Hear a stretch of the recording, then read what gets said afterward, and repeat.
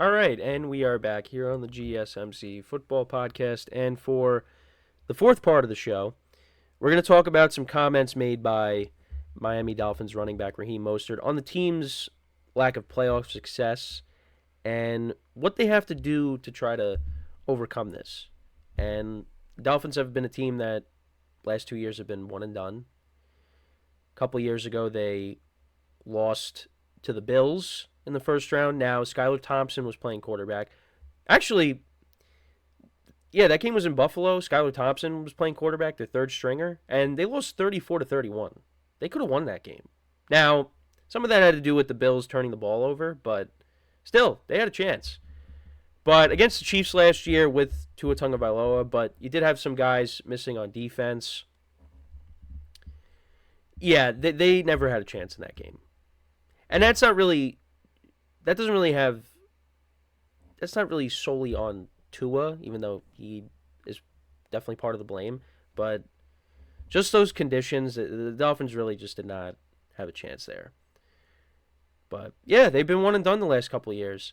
So Raheem Mostert, he spoke to Ian Rappaport and Tom Pelissero of NFL Network, and this is some of the things he had to say on the Dolphins. He said we're an outstanding team, and it has to just click at the end of the year. We've got to go out here and finish the season and finish strong the same way we started and just go out here and handle business.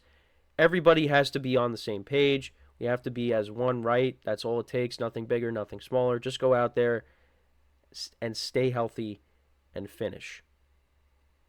And he said, all in all, I'm happy for. This is talking. He's talking about some of the young guys because they drafted another running back, Jalen Wright, to go along with him and Devon Achane. He said, all in all, I'm happy for him to be in the room.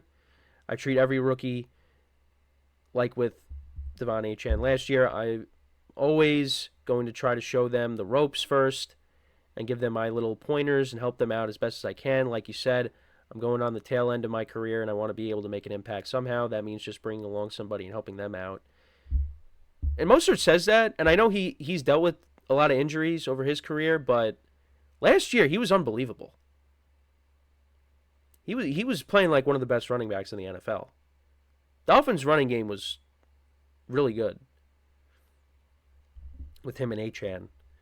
And he continues with, we just got off the field and he was beating up on himself so hard. I said, don't worry about it. It's a marathon. It's OTAs. We're all right.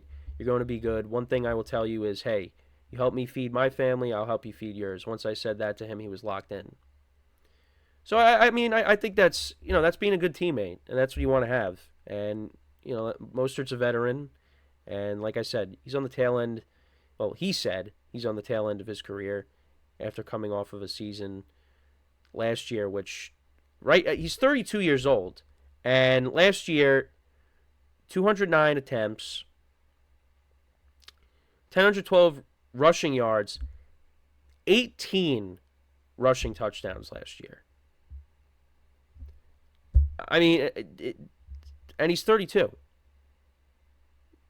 The rushing attack for the Dolphins, like I said last year, was effective. Now, the main thing I wanted to talk about was what he had to say regarding the lack of playoff success. And he just talked about finishing strong. Because you go back to last season, and the Dolphins, I think the last two games, well, I know they played Buffalo the last week of the regular season, but they also play, I think the week before that was the Ravens game in Baltimore. And I'm just going to double check because I'm pretty sure that that's who they played the second to last week. And they're showing, of course, the schedule for this year now because now that's out. I think that was the second to last game. And they got blown out. Now, in the beginning, it was back and forth. But, like I said, they ended up getting blown out. It was the second to last week of the regular season. They lost 56-19. And then they lose to the Bills, 21-14, where All you had to do was win that game, and you would have had the number 2 seed in the conference. And the other thing, too, is with the Dolphins, the only team that they beat with the winning record last year was the Dallas Cowboys, who struggled against teams on the road, winning teams on the road. And I just remember that was like a big, I don't know if you would want to say storyline or stat going into the, or I guess stat, more so a stat than a storyline, but that the Dolphins hadn't beaten a team over 500, and the Cowboys hadn't beaten a team over 500 on the road. So something had to give, and the Dolphins were able to overcome that. You know, they at least, you know, beat the Cowboys. Cowboys, they didn't beat any team with a winning record on the road. But yeah, that's something that is going to hang over the Dolphins going into this year, is can they beat teams with winning records? Because you lost to the Bills twice, you lost to the Chiefs twice, once in the regular season and once in the postseason. You lost to the Ravens. You lost to the Eagles. Well, before the Eagles collapsed. Just want to make sure I say that. Yeah, they just could not beat, other than the Cowboys, they could not beat teams with winning records. And that's what you're going to have to do, as silly as that sounds. But it's true. If you want to be put in the same class as these teams like the Chiefs and the Ravens, well, the Chiefs are in a class of their own, but still, you know what I'm saying. Those are teams that they couldn't beat last year. You couldn't beat the Bills. Now, both teams have gone through some changes on defense, particularly. I mean, the Bills had to let go of guys on defense. The Dolphins had to let go of guys on defense. But you got guys that are coming back from injury. That was the other thing, too. I mean, the Dolphins' both defenses just were dealing with a ton of injuries at the end of the year. And for the Dolphins, you know, Tyreek Hill missed a little bit of time last year when he got hurt. Let's not forget, when he got hurt, it was that game against the Titans. It collapsed. Up by 2 scores. I think it was less than, at least less than 6 minutes left in the game. And the Titans were able to come back and win. And that would have made all the difference. But they ended up losing that game. And Mostert's right when he says they got to finish strong. Because, yeah, they didn't finish strong. But he talks about when they got off to a hot start. Yeah, they did. But you look at some of the teams that they beat. You know, they're beating up on the Patriots. Right? Were the Patriots? Oh, yeah, Patriots are week 2. Who did they play week 1? Oh, they played the Chargers. And the Chargers had an awful defense. And the Chargers ended up finishing 5-12. But a lot of that had to do with injuries. And, again, defense wasn't good. Brandon Staley just was not it. But we'll see now with Harbaugh in the fold. But, yeah, so they started off against the Chargers. They won a shootout there. But the Chargers ended up not being good. Then you beat the Patriots. And then I think week 3, right, was when they played the Broncos and they dropped 70 points against them. Yeah, I mean, you look at the teams that you beat in the beginning, yeah, those teams weren't good. Well, the Broncos, they had that hot stretch in the middle of the year. But still, I mean, they looked like they were going to be one of the worst teams in the NFL at the time. And then they get put to the test, and I took them in my spread pool that week. They take on the Bills in Buffalo, and the Bills destroyed them. And it's just, anytime they had a chance to prove that they belonged with the better teams, they were on the losing end almost every time.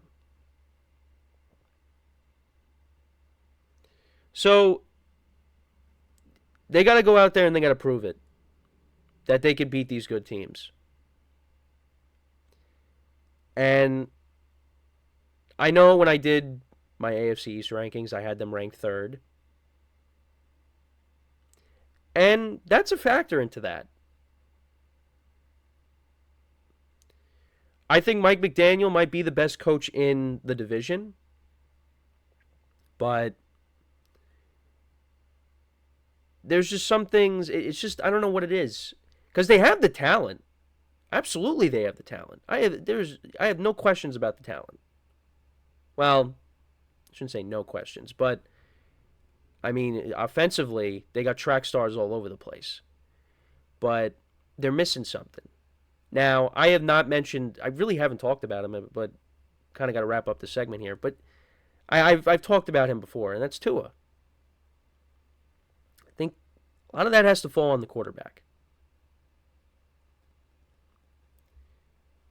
So he's got to go out there and prove the doubters wrong. And if he does that, sky's the limit for what the Dolphins can do. But I'm not a Tua believer. So, but I really just spent most of the time just talking about, they just could not beat these playoff teams. But that has to do with the quarterback. Got a lot of talent. But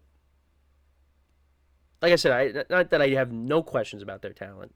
I mean, I think what I meant was when it comes to like their skill positions. But like wide receiver, running back, but when it comes to the quarterback, there's question marks there. So, but that's pretty much it when talking about this. Let me know what you guys think about what Raheem Mostert had to say. What are your expectations for the Dolphins going into the 2024 season? You think they could get over that hump and win a playoff game?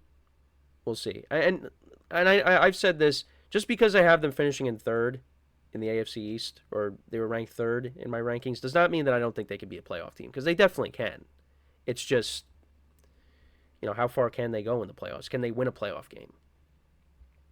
So, we're going to take our final break now of the show. When we come back, we'll talk about Caleb Williams. We'll talk about, some overreactions from his performance so far in OTAs and whether that's a big deal or not. So we'll get into that when we come back from our final break of the show. So with that being said, stick around and we'll be right back here on the GSMC Football Podcast.